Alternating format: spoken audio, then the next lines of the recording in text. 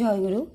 পরম পূজ্যপাদ শ্রী শ্রী আচার্যদেবের একটি কথা, যা প্রত্যেক মা বাবা এবং অভিভাবকদের জানলে হয়তো উপকারে লাগবে।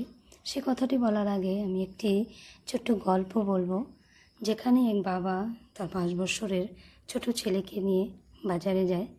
সেখানে ছেলেটির একটি খেলনা খুব পছন্দ হয়। তো বাবা খুশি মনে খেলনাটি ছেলেটিকে কিনে দেওয়ার পর ছেলেটি খুব খুশি হয়।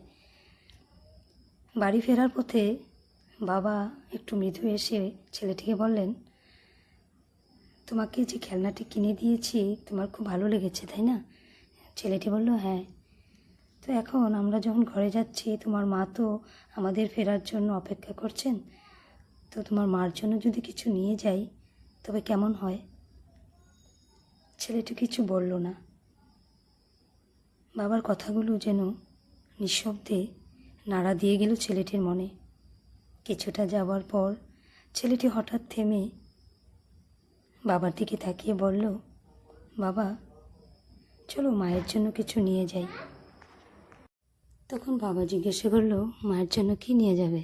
তখন ছেলেটি বলল, বাবা, মা বলেছিল মা আম খেতে ভালোবাসে, তো মায়ের জন্য আম নিয়ে গেলে মা খুব খুশি হবে।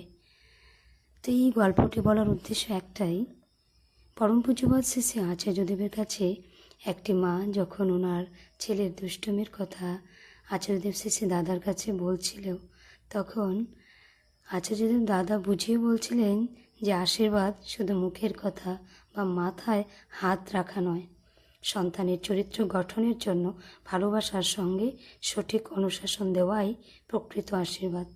তাই তিনি বলেছেন, আশীর্বাদ মানে অনুশাসনবাদ। জয়গুরু।